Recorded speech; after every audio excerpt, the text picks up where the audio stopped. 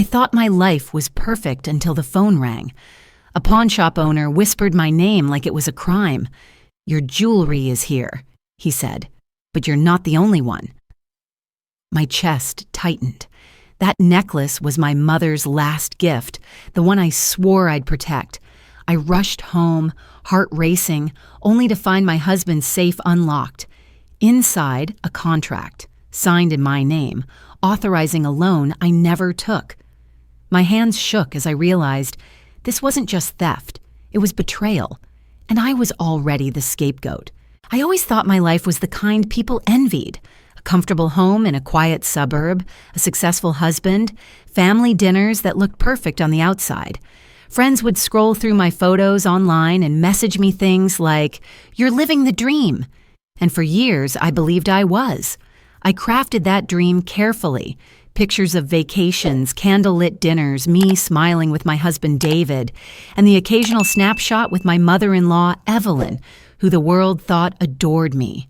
It was a polished facade, a storybook life that left no room for suspicion. On a Sunday morning, sunlight spilled across my dresser as I opened the small wooden box that had been my mother's.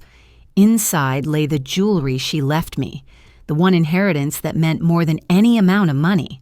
My favorite was a delicate sapphire necklace she wore to her wedding anniversary. When I clasped it around my neck, I felt as though her spirit lingered beside me, urging me to stand tall, to endure.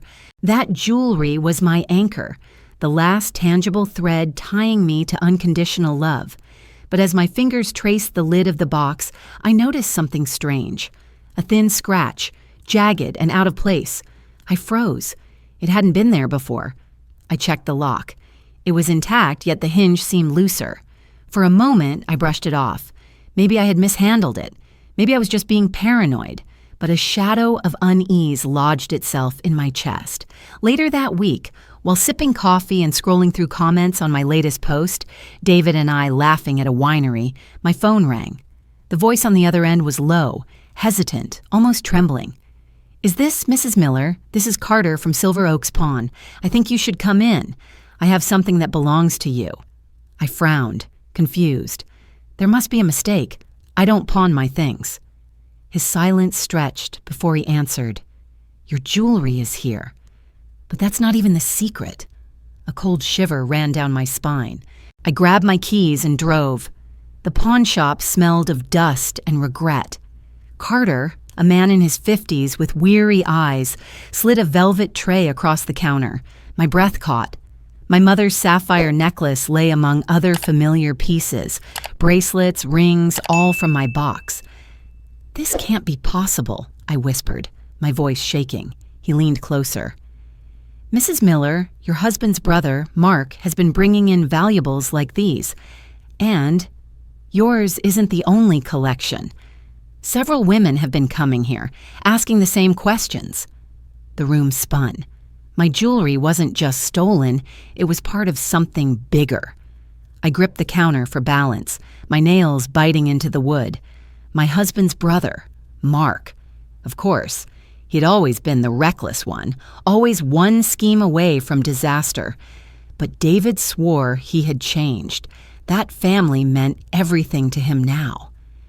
Before I could respond, Carter tapped the monitor behind him. "Look." Security footage flickered on the screen. Mark appeared, shoving a bag across the counter. But it wasn't just him. A woman stood nearby, her face half-shadowed, watching. Her eyes locked with the camera, sharp, deliberate. She wasn't just an accomplice, she was a witness. And for a brief, chilling moment, I thought she was staring straight at me. I stumbled back, my pulse hammering. "Who is she?" Carter shook his head. "She never gave her name, but she's been here more than once, almost like she wanted to be seen." Driving home, my mind raced. Had David known? Was he part of it? Or was it just Mark dragging us all down again? By the time I pulled into the driveway, my hands were trembling so badly I could barely fit the key into the lock. The house was quiet. Too quiet. David's office door stood ajar. My instincts screamed. I crossed the room and pulled open his safe, the one he swore was only for important work papers. Inside was a folder, my name scrawled across the top. I opened it and my world shattered. Pages of contracts spilled out, dense with legal jargon.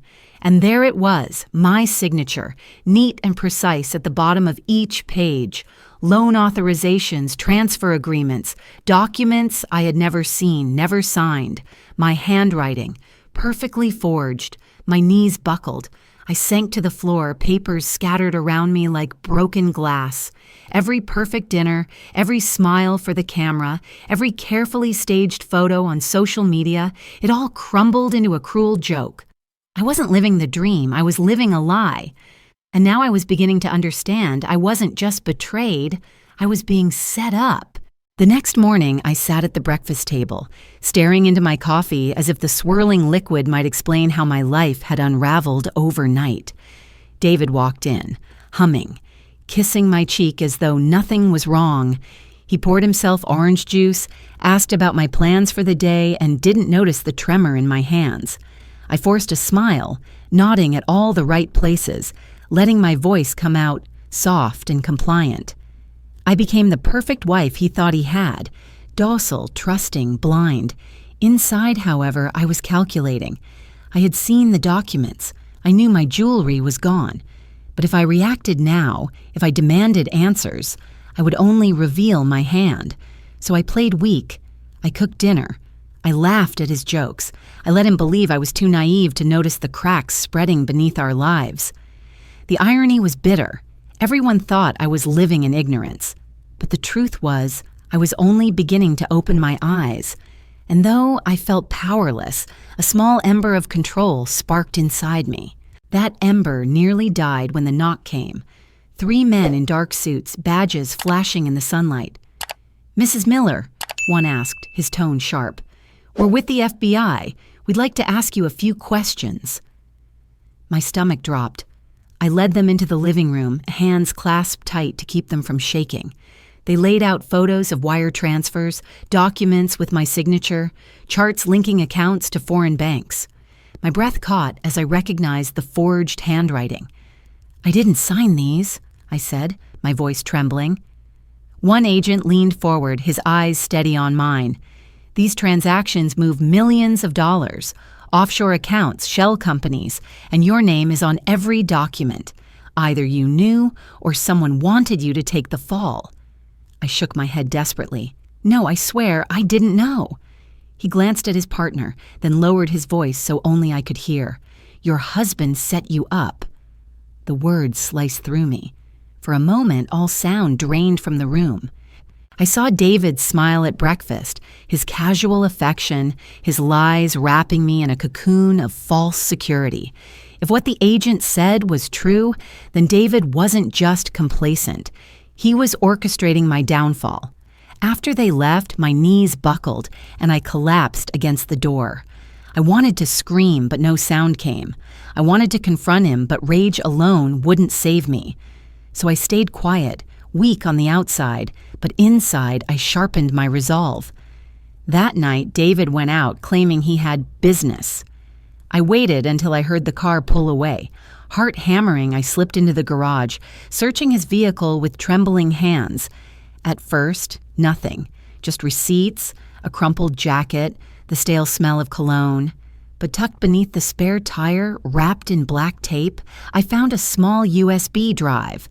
I rushed back inside, plugged it into my laptop. The screen flooded with files, hundreds of emails, spreadsheets of transactions, lists of names and amounts. My stomach churned as I scrolled. These weren't just random numbers. They were victims, investors, retirees, women like me, people stripped of everything. One name stood out, Rachel Turner, a woman in her 40s, once a real estate investor, now listed as liquidated. Notes beside her name marked $800K loss. I remembered hearing about her in passing, a woman who vanished from social circles after a financial collapse. My pulse quickened as I realized she hadn't disappeared by accident. She had been destroyed by the same scheme, swallowing me whole. I found her email in one of the exchanges. Without thinking, I wrote, "I know what happened to you. I think we're connected. Meet me." When Rachel agreed, I felt both dread and relief. We met at a cafe far from town. She looked worn, shadows beneath her eyes, but fire still flickered in her gaze. "They ruined me," she said simply when I explained who I was. "Mark sold me a dream investment. David vouched for him. I trusted them. Now I have nothing. And your name is on the contracts that took me down." Tears stung my eyes. I didn't know. They forged everything. But I found evidence, emails, lists. We can expose them. For a moment she studied me, doubt warring with recognition. Then she nodded slowly. "Maybe we can, maybe together." As we sat across from each other, I felt a strange mirror forming.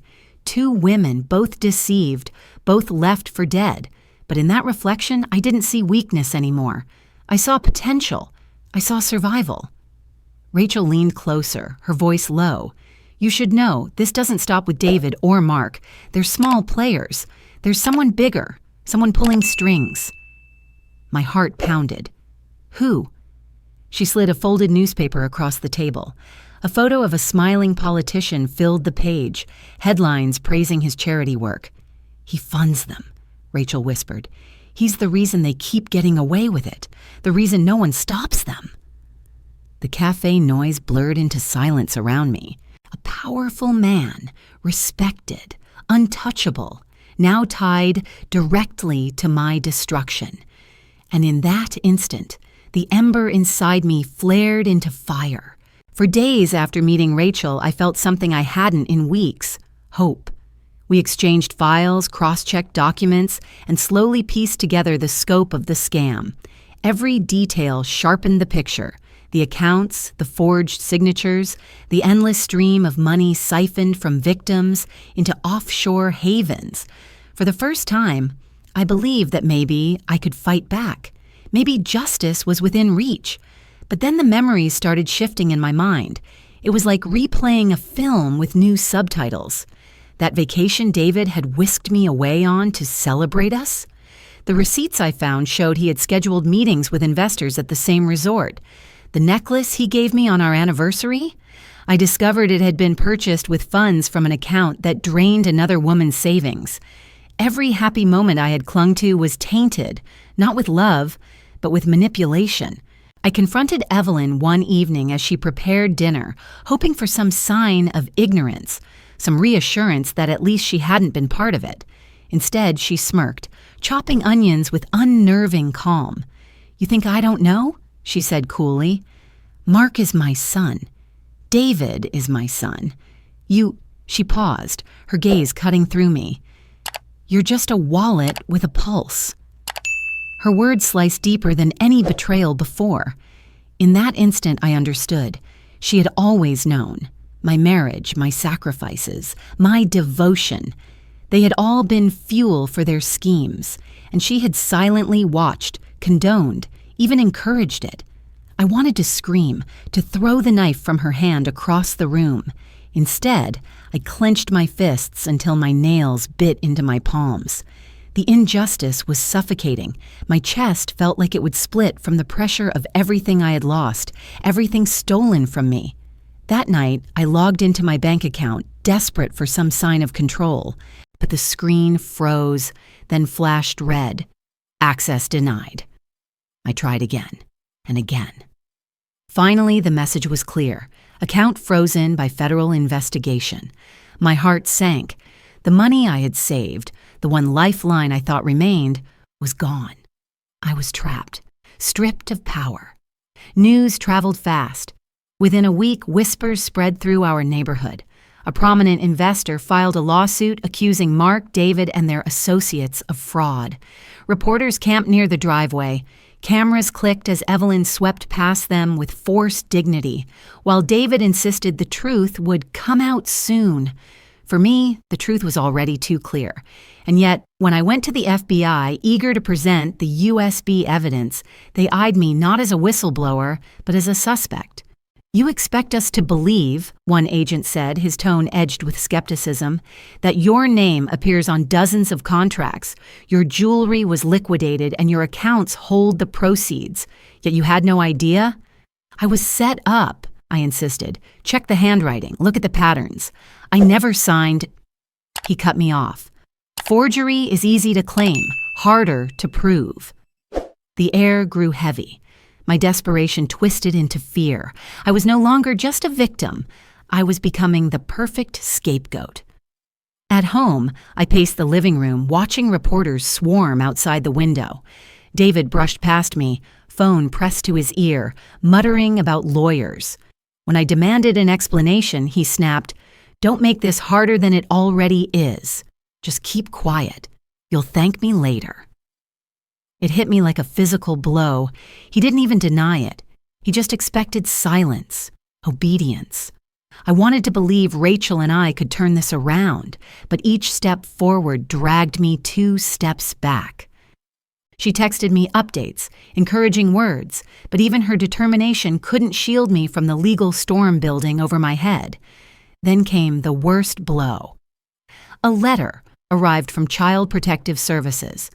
Anonymous reports had been filed, accusing me of financial neglect, of creating an unsafe environment for my daughter. My hands shook as I read the lines, my blood running cold. They weren't just trying to bankrupt me. They wanted to take away my child. In that moment, I fell to my knees on the kitchen floor, clutching the letter, sobbing so hard I could barely breathe. Rock bottom wasn't losing the jewelry or the money or even the marriage. Rock bottom was the realization that they were willing to destroy me completely. My freedom, my motherhood, my very identity. The house felt like a prison, every corner echoing with betrayal. I had thought I was beginning to win, that the evidence would save me. Instead, I was cornered. My own name poisoned, my own signature weaponized against me. And somewhere beyond the walls of that house, a powerful man was pulling strings I couldn't yet see, ensuring that no matter how hard I fought, the game would always tilt against me. The weight of the CPS letter still lingered in my chest, a threat hanging over me like a storm cloud. But instead of crushing me, it hardened me.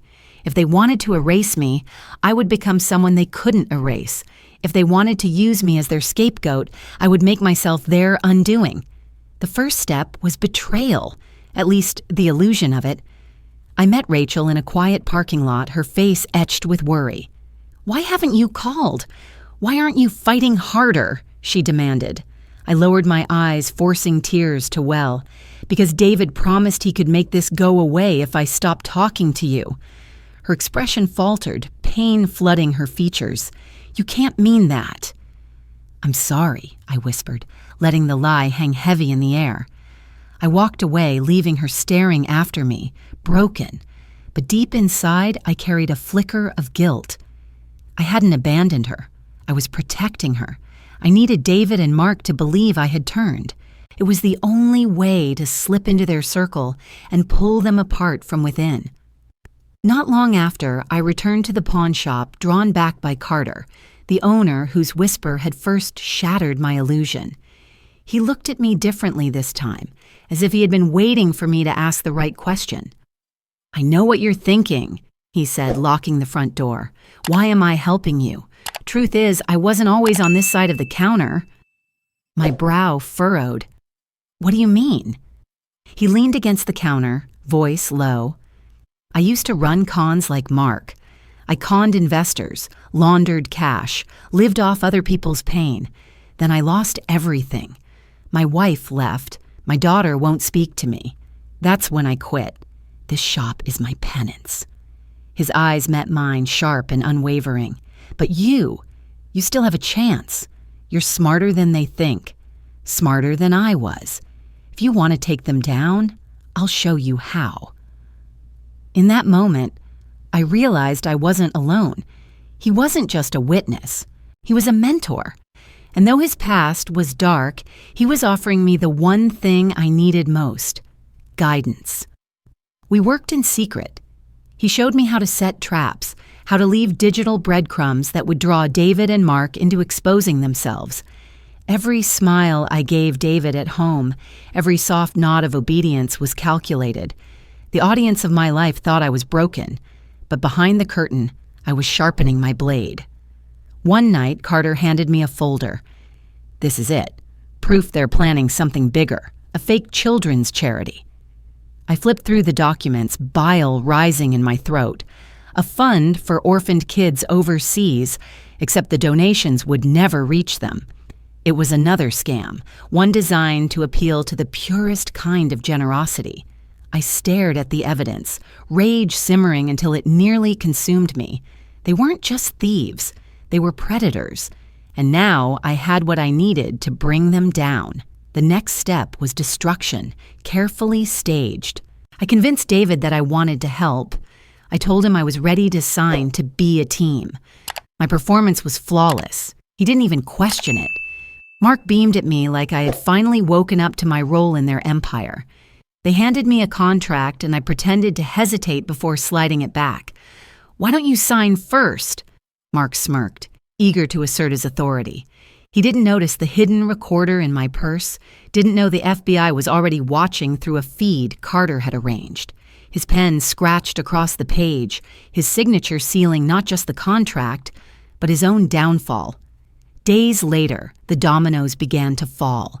Accounts seized, offshore funds frozen, shell companies crumbling like sandcastles under a rising tide. Reporters swarmed the house, but this time, the spotlight was on Mark. His empire was unraveling in real time. But as satisfying as it was, the game wasn't over. In the middle of the chaos, Rachel reappeared, her eyes blazing. She carried a photo, worn at the edges. "Do you know who this is?" she asked. I froze. It was the woman from the pawn shop camera, the one who had stared into the lens as if she could see through time. "She's not random," Rachel whispered.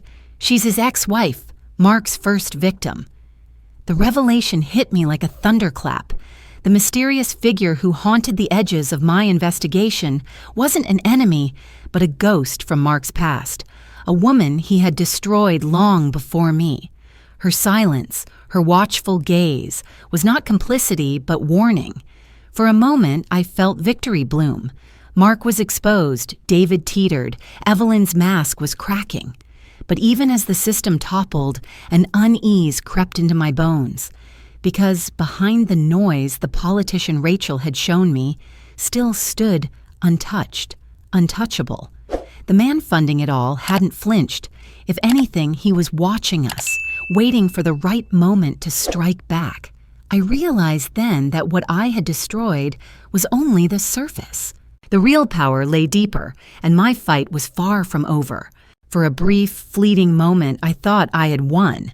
David was sentenced, led away in handcuffs while reporters shouted questions he refused to answer.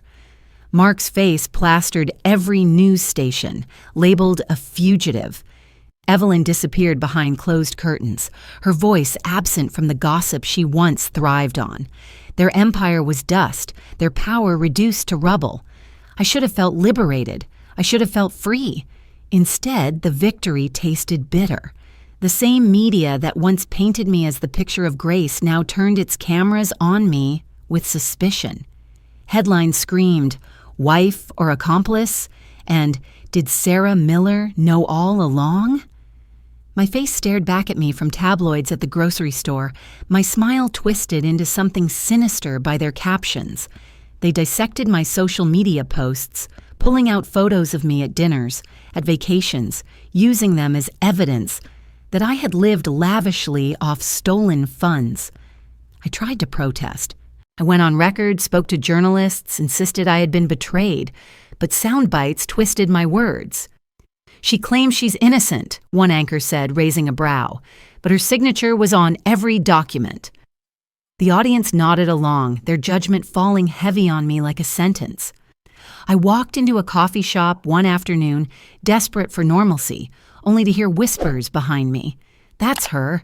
Can you believe she's still free?" My chest burned with shame and fury. Victory had not saved me.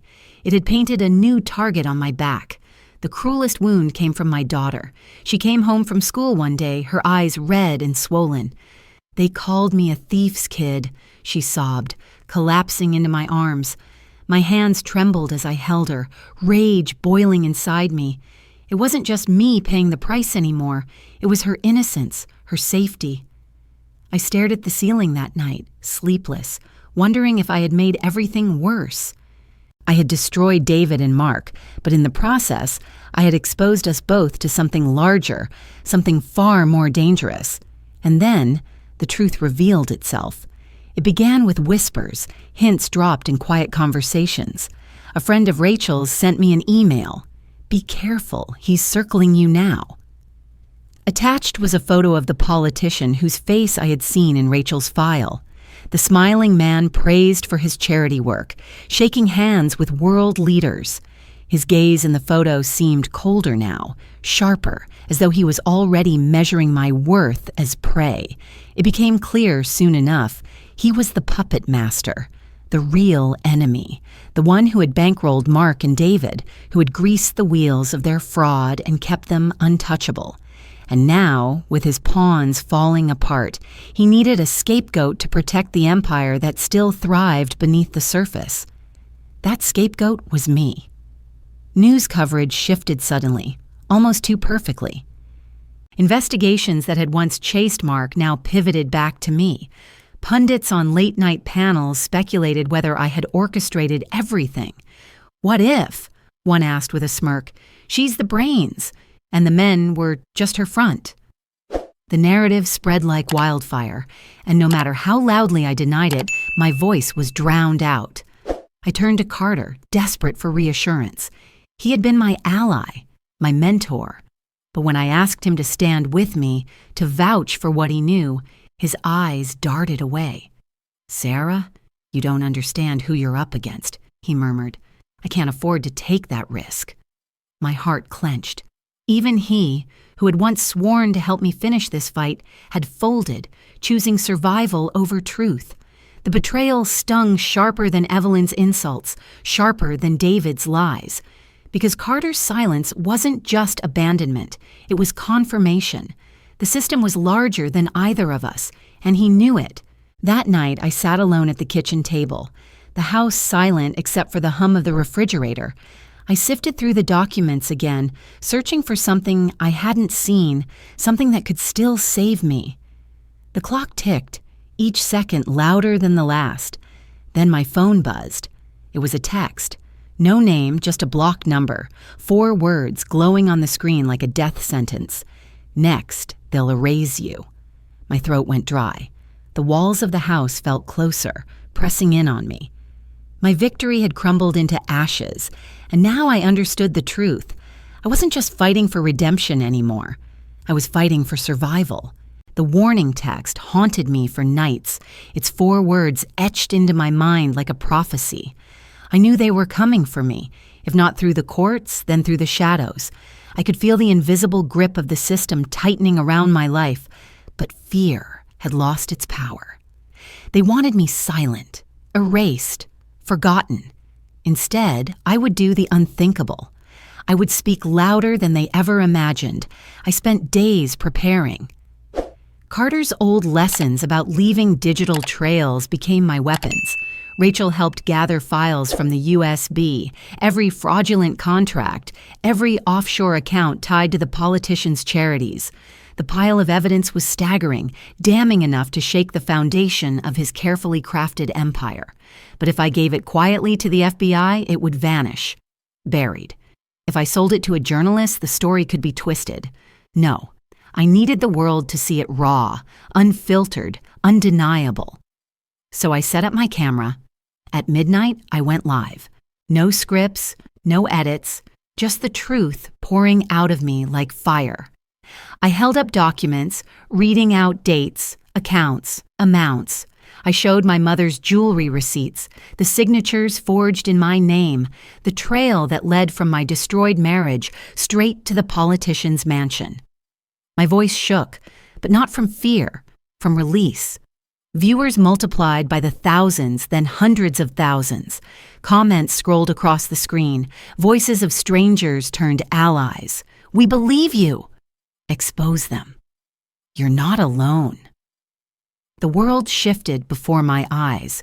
Reporters who once called me complicit now replayed my stream on national television. Social media exploded with hashtags demanding justice. People from across the globe flooded the feed, outraged at the corruption, rallying around me not as a suspect, but as a symbol. For the first time, I wasn't a pawn.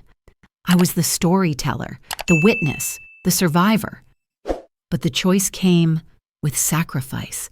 The accounts in my name, frozen forever. My home, seized as evidence. Every material comfort tied to my old life, gone.